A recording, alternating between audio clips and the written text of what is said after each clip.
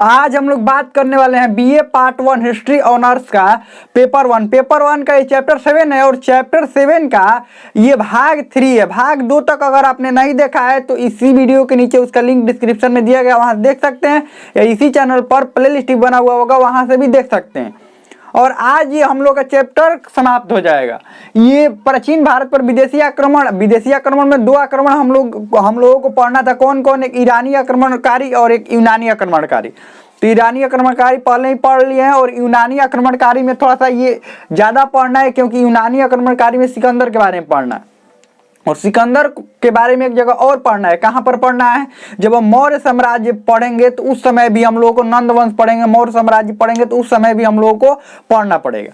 तो चलिए हम लोग शुरू करते हैं ये यूनानी आक्रमणकारी के बारे में। तो सिकंदर भारत में आ गया था। सिकंदर कहाँ पर आ गया था? भारत में आ गया था।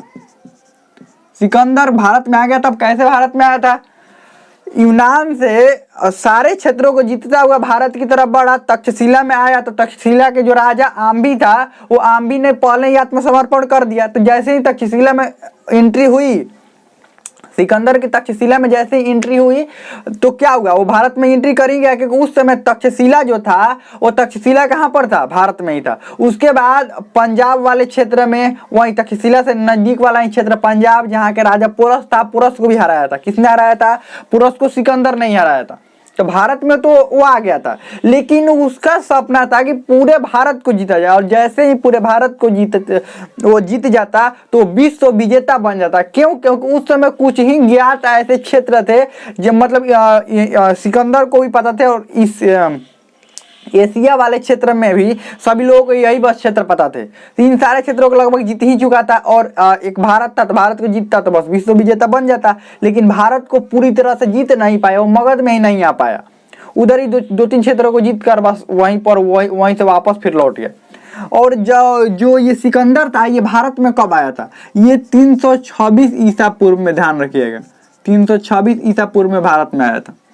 तो क्या हुआ? हम कहाँ कहानी बता रहे थे, क्या बता रहे थे कि ब्यास नदी के तट पर इसकी सेना पहुंची। किसकी सेना पहुंची? ब्यास नदी के तट पर सिकंदर की सेना पहुंची।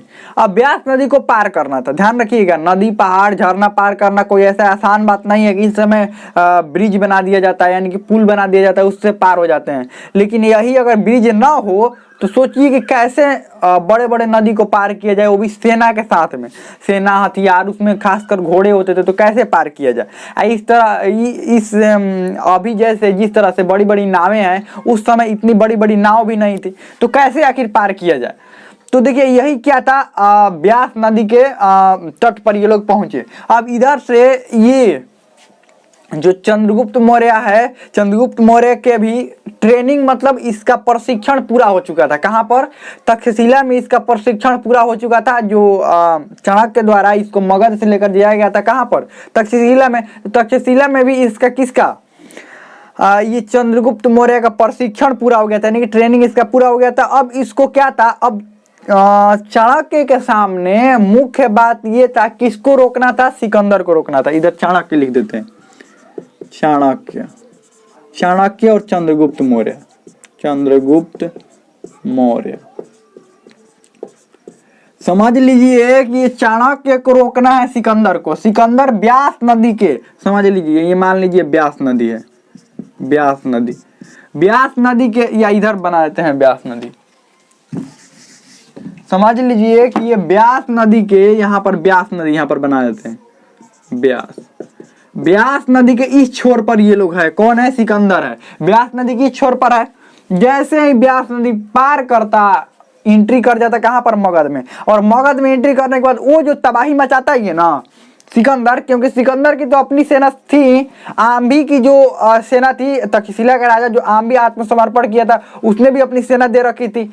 फिर पोरस जो इसके साथ लड़ा था, पंजाब का जो शासक था पोरस, वो भी लड़ा था सिकंदर के साथ में। तो उसकी भी सेनाएं, जब पोरस हार गया था तो पोरस से ये सिकंदर ने कहा था कि तुम्हें अपनी सेना का मदद देना होगा। तो पोरस की भी सेनाएं थी, और पोरस की सेनाएं भी जबरदस्त ताकतवर थी, ध्यान रखिएगा। तो आप सोच सकते हैं अगर ये तीनों सेनाएं और भी बहुत सारे शासकों द्वारा इसको मदद दिया गया सिकंदर को, अगर वो सेनाएं एंट्री कर जाती मगध में तो कौन सा तबाही मचाती। धनानंद का सिर्फ घमंड था अपने से। मगध का जो राजा था, मगध का उस समय राजा था धनानंद। तो धनानंद को जो घमंड था, वो धनानंद को जो घमंड था वो क्या था? घमंड ये था कि हमारे पास धन बहुत है, सेनाएं बहुत है, हम किसी को भी कुछ भी कर सकते हैं। लेकिन इसको ये पता नहीं था कि इसके पास सिर्फ एक ही इसी के सिर्फ सेना है, और सिकंदर के पास किसकी सेना है?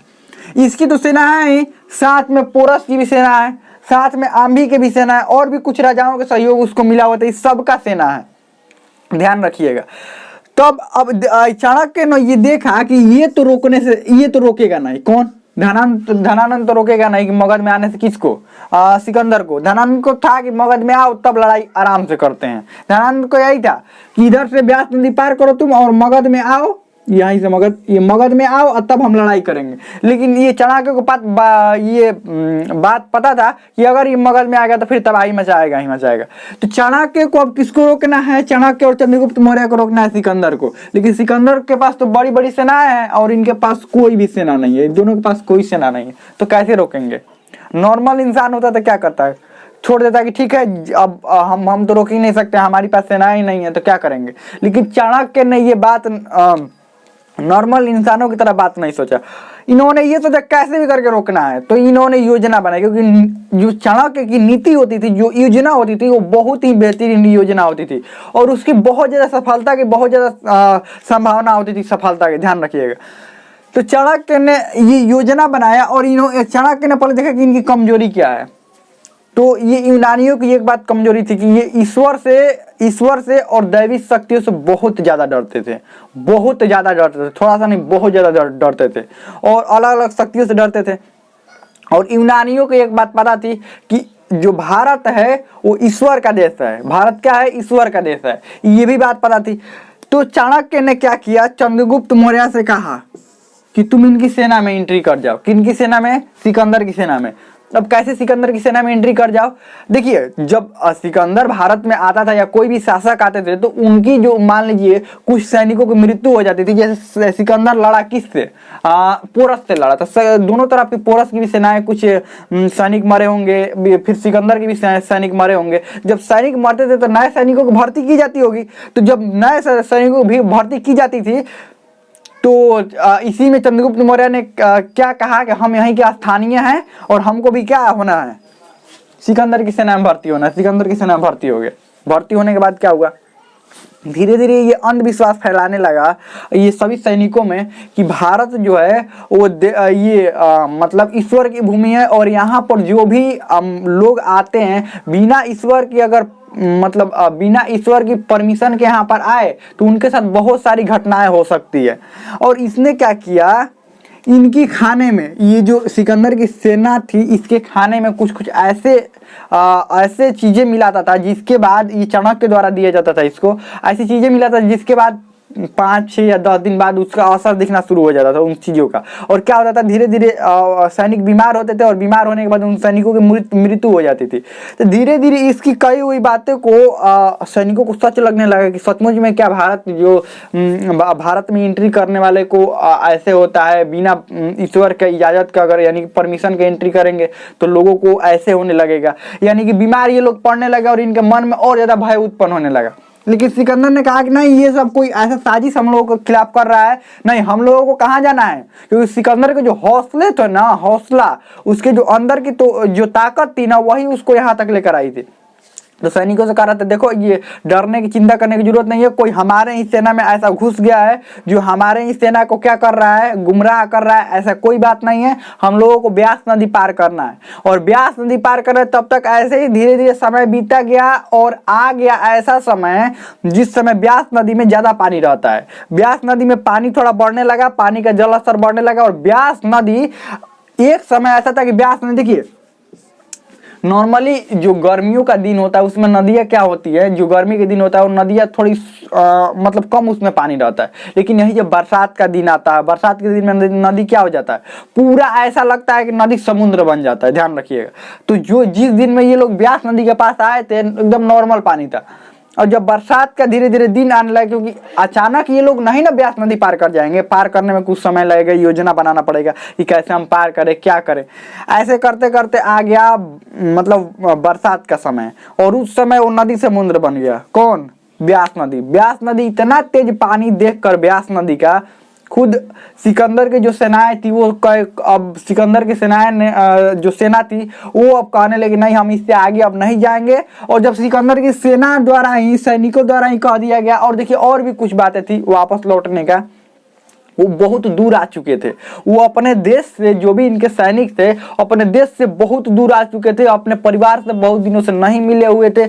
बहुत सारे उसमें सैनिक ऐसे थे जिनको बहुत सारे अलग अलग तरह की बीमारियां हो गई थी, चोट लग गए थे, उनको सही इलाज न मिलने के कारण कई तरह की बीमारियां हो गई थी, जिसके कारण इसकी सेनाएं, सिकंदर की सेनाएं, सिकंदर के कितना भी कहने के बावजूद इसकी सेनाएं क्या हो गई, ब्यास नदी से वापस लौट गई।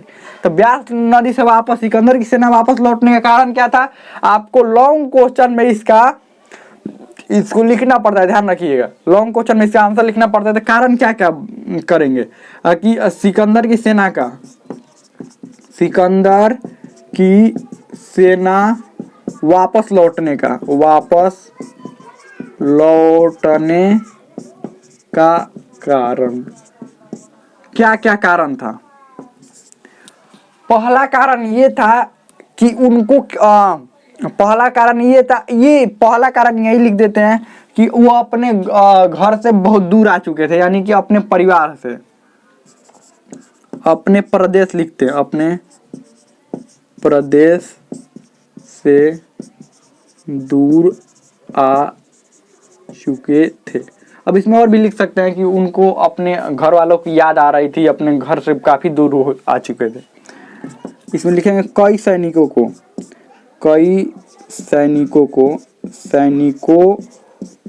बीमारी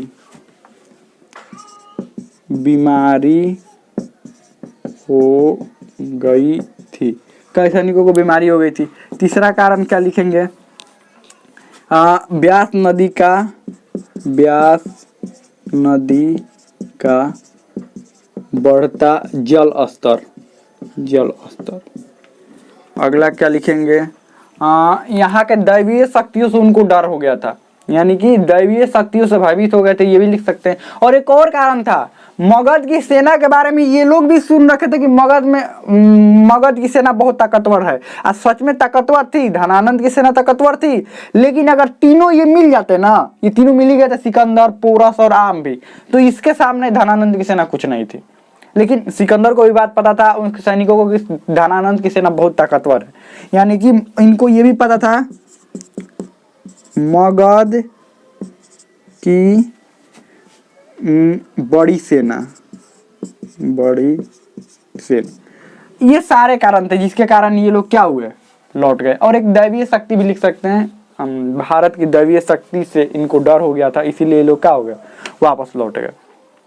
अब वापस लौटते समय इसको सिकंदर को वापस जब लौटते समय 323 ईसा पूर्व में बेबीलोन, ध्यान रखिएगा,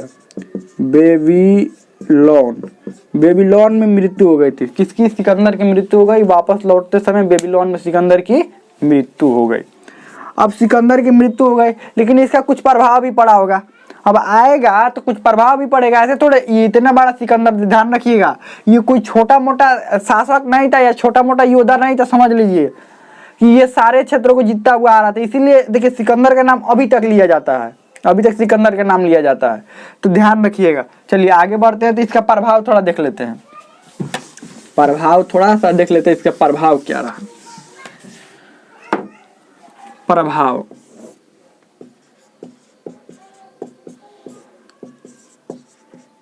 भारत और यूनान के बीच, यूनान के बीच संस्कृतियों का आदान प्रदान। जो भी अगर शासक आक्रमण करता था ना, देखिए जो भी कोई भी शासक कहीं पर आक्रमण करेगा तो और वहां पर अपना शासन स्थापित कर लेगा, तो दोनों देशों के बीच में, मान लीजिए कि ये देश हुआ, एक ये देश हुआ, यहाँ का शासक यहाँ पर आक्रमण करेगा, यहाँ का शासक यहाँ पर, तो मान लीजिए ये वाला आक्रमण करके और यहाँ पर अपना सत्ता जमा लिया, तो दोनों जगह संस्कृति का आदान प्रदान होगा। यहाँ के कुछ लोग यहाँ जाकर रहेंगे तो देखेंगे अच्छा ये लोग, ये संस्कृति है इनका, ये कर रहे हैं, और यहाँ के लोग भी देखेंगे अच्छा नए लोग आए हैं ना, तो ये लोग कर रहे हैं, ये इनकी क्या है, संस्कृति है। संस्कृतियों का थोड़ा सा आदान प्रदान होता है, ध्यान रखिएगा, के बीच संस्कृति का आदान प्रदान, आदान प्रदान। व्यापार में तो व्यापारियों को तो व्यापार ही दिखता है, व्यापार में वृद्धि, व्यापार में वृद्धि, व्यापार में वृद्धि के बाद फिर अगला भारत और विज्ञान की संस्कृति का आदान प्रदान, व्यापार में वृद्धि, और गांधार कला शैली, गांधार कला शैली पर यूनानी प्रभाव, यूनानी प्रभाव। और एक और था सिक्का, सिक्का के जो सिक्का का ढालने की प्रक्रिया में एक सिक्का, पहले जो भारत में जो सिक्के थे वो एक अलग तरीके से ढाले जाते थे, लेकिन अब यूनानी पद्धति का थोड़ा सा मिश्रण उसमें हुआ। सिक्का ढालने की प्रक्रिया में बदलाव, प्रक्रिया में बदलाव, ध्यान रखिएगा। तो ये हो गया चैप्टर, क्या हो गया, समाप्त हो गया। अब इसके बारे में हम लोग मौर्य काल जब पढ़ेंगे और जब नंदवंश पढ़ेंगे उसमें भी पढ़ेंगे। और इसमें जहाँ तक ऑब्जेक्टिव क्वेश्चन की बात है, हाँ ऑब्जेक्टिव क्वेश्चन भी और सब्जेक्टिव क्वेश्चन भी एक आता है। तो ऑब्जेक्टिव क्वेश्चन क्या करना है, थोड़ा सा 2-4-10 ऑब्जेक्टिव क्वेश्चन होगा तो आप खुद से ही देख लीजिएगा। और जहाँ तक सब्जेक्टिव क्वेश्चन की बात है, हाँ एक आता है सिकंदर के बारे में सब्जेक्टिव क्वेश्चन, कि सिकंदर के आक्रमण के स्वरूप एवं प्रभावों की विवेचना करें या स्वरूप एवं प्रभावों पर प्रकाश डाले, ऐसे भी ये क्वेश्चन आता है। तो इस क्वेश्चन का आंसर आप खुद से लिखने का प्रयास कीजिएगा। अगर आपका क्वेश्चन का आंसर नहीं आएगा तो आप कमेंट में लिखकर जरूर बताइएगा, हम उसको अगले भाग में उसको बताने की कोशिश करेंगे। अब इसके बाद ये चैप्टर पूरी तरह समाप्त हो गया, तो इसके बाद हम लोग अगला चैप्टर चालू करेंगे। नहीं तो क्या करते थे हम लोग, चैप्टर खत्म होने के बाद ऑब्जेक्टिव क्वेश्चन, फिर सब्जेक्टिव क्वेश्चन, तो ये लंबा चैप्टर नहीं ना है, तो क्या इसमें ऑब्जेक्टिव क्वेश्चन मिलेगा। और सब्जेक्टिव क्वेश्चन जहाँ तक एक है तो यही सब तो बातें लिखनी होगी उसमें भी। तो हमें लगता है समझ में आ गया होगा। अब इसमें कोई भी डाउट हो, कोई भी क्वेश्चन हो, आप कमेंट में पूछ सकते हैं। हमें लगता है समझ में आ गया होगा।